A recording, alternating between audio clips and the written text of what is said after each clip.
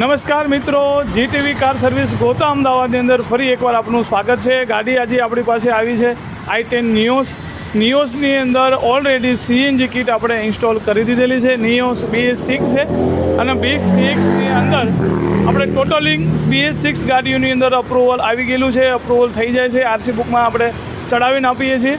અને વાત કરીએ સીએનજી ફિટિંગની, તો ગાડીની અંદર ઓલરેડી આપણે કંપની જેવું ફિટિંગ કરેલું છે। મિત્રો, ઘણી વખત કસ્ટમર જે છે એ કન્ફ્યુઝ હોય છે કે કંપની ફિટિંગ એટલે શું અને કંપની ફિટિંગની અંદર કે ટાઈપનું ફિટિંગ હોય છે। તો ફિટિંગ કરાવતી વખતે ખાસ ધ્યાન આપો કે કંપની ફિટિંગની અંદર લોકો તમને કહેતા હોય છે કે ભાઈ લાવો કંપની ફિટિંગ જેવું ફિટિંગ કરી દઈએ, પણ હકીકતમાં કંપની જેવું ફિટિંગ કરતા નથી। ખાલી પાછળ વાલ લગાડવાથી કોઈ ગાડીમાં કંપનીનું પિકઅપ કે પરફોર્મન્સ મળતું નથી। એની માટે બીજી ઘણી વસ્તુઓ જે છે આપણે એડ કરવી પડતી હોય છે, ગાડીની અંદર ફિટિંગ કરવું પડતું હોય છે। જેમ કે ગાડીની અંદર તમે જોઈ શકો છો કે કંપની ફિટિંગની અંદર જે આપણે કંપની ટાઈપનું જે ડિઝાઇન કરેલી છે, ફિટ કરીએ છીએ, એમાં સીએનજીનું ટોટલિંગ, વાયરિંગ, ECM, પાવર બૂસ્ટર એ આપણું ડેશબોર્ડની અંદર લાગે છે। કોઈ બી વાયરિંગ બહાર એન્જિનમાં કે બોનેટમાં જોવા મળતું નથી કે કોઈ વાયરિંગ આગળ આપણે લગાડતા નથી, કારણ કે રેટ્રો ફિટિંગની અંદર જે બહાર વાયરિંગ લગાવતા હોય છે એ જ્યારે પણ ગાડીની અંદર સર્વિસ આવે છે, ગાડીની અંદર જ્યારે બી કોઈ મેકેનિકલ કામ થાય છે ત્યારે ક્યાંક ને ક્યાંક એ સીએનજીનું વાયરિંગ આપણે ડિસ્ટર્બ કરતું હોય છે। ગાડીનું જે હાઈ ટેમ્પરેચર ગરમી એને કન્ટિન્યુ લાગતી રહેતી હોય છે અને આપણું જે ગાડીનું પિકઅપ પરફોર્મન્સ ધીમે ધીમે ડાઉન થતું હોય છે। તો વાત કરીએ કે આપણા ફિટિંગની અંદર, તો આપણી ગાડીની અંદર ટોટલિંગ કંપની જેવું આપણે ફિટિંગ કરેલું છે। ગાડીનું ટોટલિંગ ઇલેક્ટ્રિકલ પાર્ટ્સ આપણા ડેશબોર્ડની અંદર લગાડેલા છે કે ક્યારે બી તમારી ગાડી ચોમાસામાં પલળે છે કે આપણે એન્જિન વોશ કરીએ છીએ તો ગાડીની અંદર ક્યારે પણ ઇલેક્ટ્રિકલ શોર્ટ સર્કિટ થવાની પ્રોબ્લેમ કે કોઈ બીક રહેતી નથી। પ્લસ વાત કરીએ રેડ્યુસરની, તો રેડ્યુસર આપણે એકદમ બેક સાઈડની અંદર આપણે પ્રોપર કવર સાથે ફિટિંગ કરેલું છે કે ગાડીની અંદર જોઈ શકો છો કે આગળના કોઈ ભાગમાં તમને રેડ્યુસર કે સીએનજી કોઈ પાઇપ લાઇન તમને જોવા મળતી નથી કે ક્યારે બી ગાડી તમારી ટક્કર થાય છે તો રેડ્યુસર જે આપણું એકદમ બેક સાઈડમાં લગાડેલું છે, અહીંયા આપ જોઈ શકો છો રેડ્યુસર એકદમ બેક સાઈડમાં મારેલું છે કે જેથી ફાયદો એ થશે કે ગાડી જ્યારે બી આપણે આગળથી ટક્કર થાય છે તો રેડ્યુસર આપણું સેફ રહે છે અને ગાડીની અંદર આગ લાગવાના કોઈ ચાન્સ ગાડીની અંદર ક્યારે બી કોઈ થતા નથી।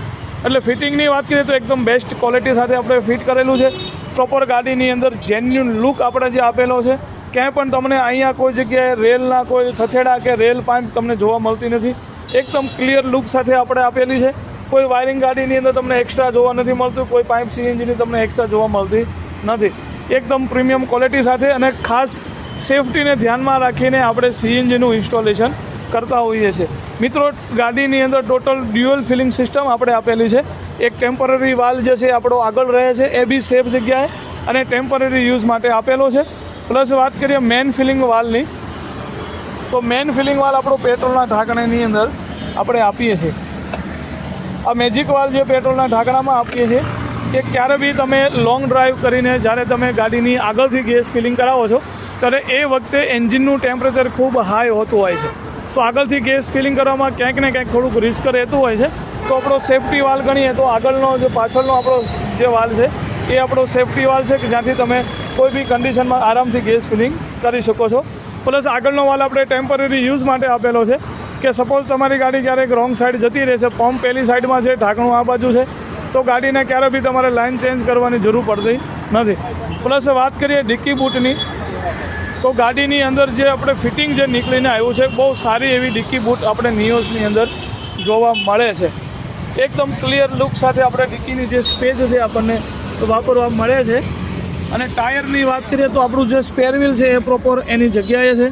અને સ્ટેન્ડ ક્વોલિટીની વાત કરીએ તો એકદમ પ્રીમિયમ આપણે સ્ટેન્ડ ક્વોલિટીવાળું સેચિસવાળું સ્ટેન્ડ યુઝ કરીએ છીએ કે ટાંકીના વજનથી ક્યારે પણ તમારી ગાડીનું પતરું ફાટવાની લાઈફ ટાઈમ કોઈ બીક રહેતી નથી। રાઉન્ડ પાઇપનું અને પ્રીમિયમ ક્વોલિટીનું આપણે સ્ટેન્ડ આપીએ છીએ। પ્લસ વાત કરીએ ફિટિંગની, તો એકદમ પ્રોપર કવર સાથે આપણે ટોટલી ગાડીને ઇન્સ્ટોલેશન કરેલું છે, પાઇપને ફિટિંગ કરેલું છે અને સેફટીને વધારે આપણે ધ્યાનમાં રાખી ફિટ કરતા હોઈએ છીએ। મિત્રો, ગાડીની અંદર જે કીટ લાગેલી છે એ ઇટાલિયન બ્રાન્ડની આપણી કીટ છે અને એની અંદર જે પ્રોસેસર લાગે છે એ આપણે COBD2નું પ્રોસેસર આપીએ છીએ કે ગાડીની અંદર બેસ્ટ પિકઅપ, બેસ્ટ રિઝલ્ટ ગાડીની અંદર મળે છે।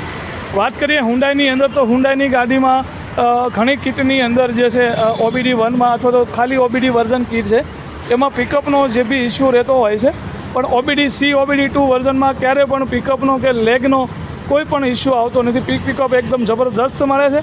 જો સ્વિચ હું તમને બંધ કરી દઉં તો ખબર નહીં પડે ગાડી તમારી ગેસમાં ચાલે છે કે પેટ્રોલમાં ચાલે છે. પ્લસ વાત કરીએ આપણે ગાડીની સ્વિચની, તો એકદમ આપણે પ્રીમિયમ ક્વોલિટીની ગાડીની અંદર જે સ્વિચ છે આપણે ગાડીની અંદર ઇન્સ્ટોલ કરેલી છે અને એકદમ બેસ્ટ લુક જે ગાડીની અંદરથી આપણને મળીને આવે છે. મિત્રો, વિડીયો ગમે તો લાઇક કરજો, શેર કરજો, સબસ્ક્રાઈબ કરજો. GTV સ્માર્ટ CNG ગોતા અમદાવાદ, SG હાઈવે અંબાજીમાના હાથી મંદિરની બાજુમાં અને SG હાઈવે મેઇન રોડ ઉપર ગોતા અમદાવાદ.